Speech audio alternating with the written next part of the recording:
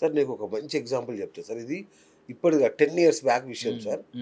ఒక అమ్మాయి అబ్బాయి పెళ్లి చేసుకున్నారు. లవర్స్ వాళ్ళిద్దరు, అంటే కొలీగ్స్ ఆఫీస్లో పెళ్లి చేసుకున్నారు. చేసుకున్నాక ఒక 1 ఇయర్ తర్వాత అమ్మాయి వచ్చింది. అబ్బాయి కదా వచ్చి నాకు విడాకులు కావాలి అని అడిగి, అంటే వాళ్ళ పెళ్లి పెద్ద ఉంటాడు కదా ఆఫీస్లోనే, వాళ్ళ ఇన్ఛార్జ్ బాస్ లాగా.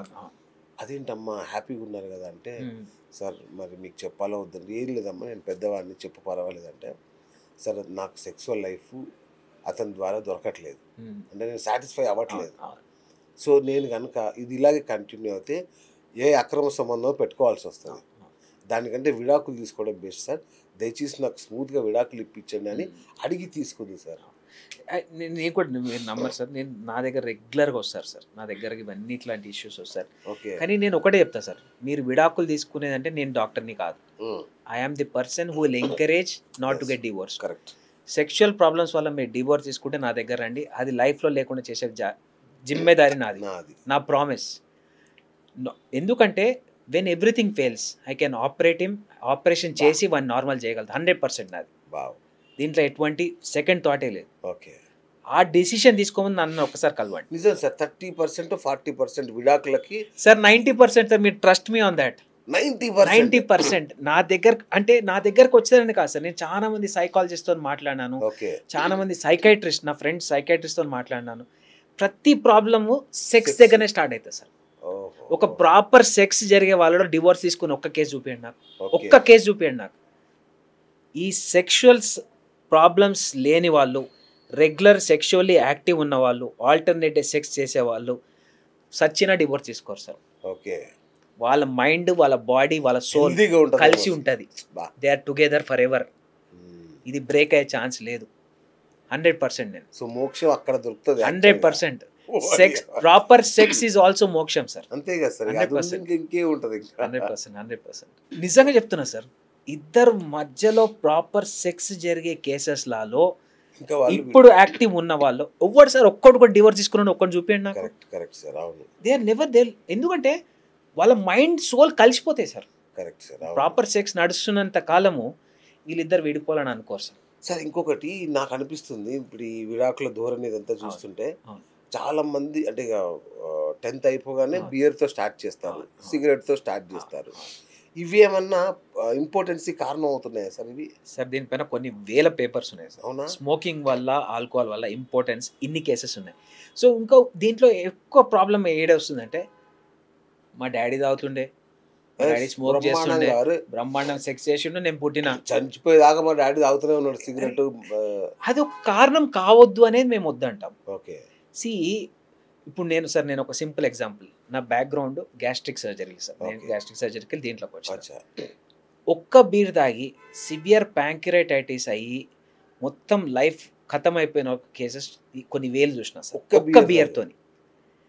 అసలు పొద్దు లేచినప్పటి నుంచి రాత్రి తాగుతూ 70-80 ఏళ్ళు బతికిన వాళ్ళు కూడా చూసాను.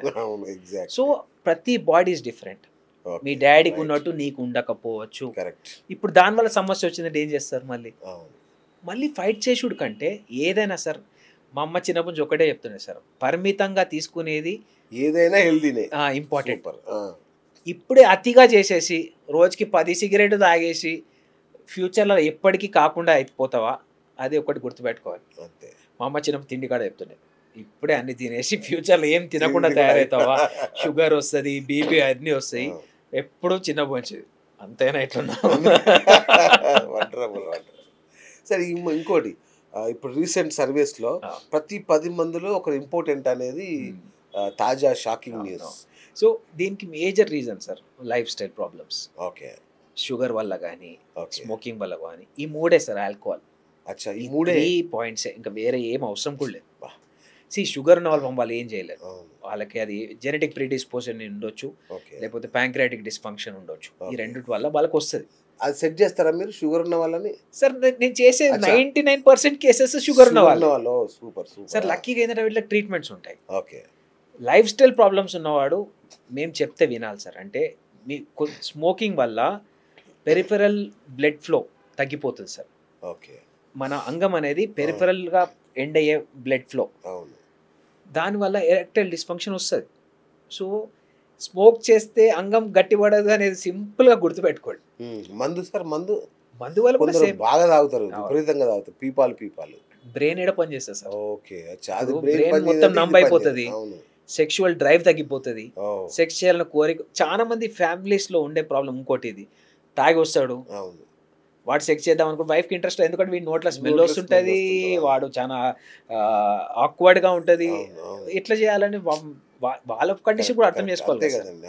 సో బెటర్ ఆల్వేస్ ఆల్కహాల్ ఏదైనా తీసుకునేది ఉంటే పరిమితంగా మీ బాడీకి సూట్ అయ్యేటట్టు తీసుకోండి. ఆల్కహాల్ తీసుకోవద్దు అని నేను చెప్పట్లేదు, లిమిటెడ్. ఒక ఏజ్ వచ్చినాక ఆల్కహాల్ తీసుకోవడం మంచిదే అని చాలా మంది పెద్దవాళ్ళు చెప్తుంటారు.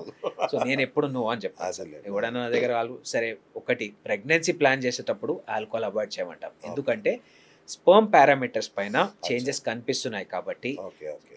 ఈ మధ్య వచ్చిన చాలా స్టడీస్లో కూడా స్పర్మ్ క్వాలిటీ క్వాంటిటీ ఆల్కహాల్ వల్ల తగ్గిపోతుందని వచ్చింది కాబట్టి 3 నెలల ముందు, ప్రెగ్నెన్సీ గురించి ఆలోచించే 3 నెలల ముందు తిని ఆపేసేమని చెప్తున్నాం. అదర్ దాన్ దట్ ఆల్కహాల్ తీసుకోవడం వల్ల ఎటువంటి మితంగా పరిమితంగా తీసుకుంటే ఎటువంటి సమస్య అయితే రాకపోవచ్చు. Super sir. అంటే ఇది చాలా ఓల్డ్ ప్రశ్నే, కానీ ఇంకా చాలా మందిలో ఉందేమో అని ఒక డౌట్.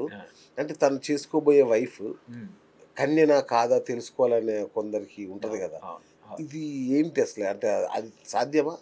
ఇది పిచ్చి కాన్సెప్ట్ సార్. అంతే అగైన్ అబ్సల్యూట్లీ. సి నార్మల్గా కూడా ఫీమేల్స్లో స్పోర్ట్స్ పర్సన్ అంటే ఇప్పుడు వాళ్ళు నార్మల్ ఊర్లలో జరిగేది. నేను ఒక చిన్న ఊరికి వెళ్ళి వచ్చినాను సార్. ఖోఖో ఆడడం కానీ, కబడ్డీ ఆడడం, ఇలాంటి ప్లేయర్స్ వాళ్ళలో లెగ్ స్ప్రెడ్డింగ్ ఉంటుంది, లెగ్ స్ప్రెడ్ అయిపోతుంది. వాళ్ళు ఇప్పుడు నార్మల్గా వాళ్ళు ఆడేటప్పుడు టేర్ అయిపోతాయి, వెరీ కామన్ గా టేర్ అవుతాయి. వాళ్ళు దాని పీరియడ్ వచ్చింది అని అనుకుంటారు, but it is absolutely Hyman layer tear అయిపోతుంది. ఇది కామన్. వాళ్ళను నువ్వు ఎట్లా చెప్తావు వాళ్ళు సెక్స్ చేసిరా చేయలే, అది నాన్ సెన్స్. చిన్న చిన్న ఇంజురీస్ అవుతుంటాయి. అట్లాంటివి రన్నర్స్ లో వెరీ కామన్ గా అసలు హైమన్ లేయర్ ప్రెసెంట్ కూడా ఉండదు. సో ఇట్లాంటి ఏం మైండ్ లో పెట్టుకోకండి. ఫస్ట్ ఒక అమ్మాయి పైన మీరు ఇష్టపడి పెళ్లి చేసుకున్నా, లేకపోతే ఇంట్లో వాళ్ళు చెప్పి పెళ్లి చేసుకున్నా, ఈ పిచ్చి ఆలోచన మానేసి ప్రాపర్గా సెక్స్ చేయండి. ఇంకొక పిచ్చి కాన్సెప్ట్, నేను సార్ ట్రై చేయగానే వెళ్ళిపోయింది సార్ లోపలికి, అసలు టైట్గా కూడా లేదు సార్, ఈమెకి ఎంతో మందితో సెక్స్ రిలేషన్. నాన్ సెన్స్ కదా అది చెప్పి. అంటే అవగాహన ఉందా లేకుండా ఉండొద్దు. అది ఎట్లా ఉంటుంది ఎవ్వరు చెప్పలేరు. కొందరిలో టైట్ ఉంటుంది, కొందరిలో లూజ్ ఉంటుంది, అది నార్మల్. అప్పుడు వాళ్ళు కూడా అడగొచ్చు కదా, నీ అంగం చిన్నగా ఉంది అని, నీ అంగం చిన్న ఉంది కానీ నీకు అట్లా లూజ్ అనిపిస్తుంది అని. సో సో ఒక్కటి మైండ్ లో పెట్టుకోండి, ఒక పర్సన్ తోని మీరు మ్యారేజ్ చేసుకున్న తర్వాత ఈ పిచ్చి ఆలోచన మానేసి వైఫ్ తో మంచి రిలేషన్షిప్ మెయింటైన్ చేయడమే చాలా ఇంపార్టెంట్ పాయింట్.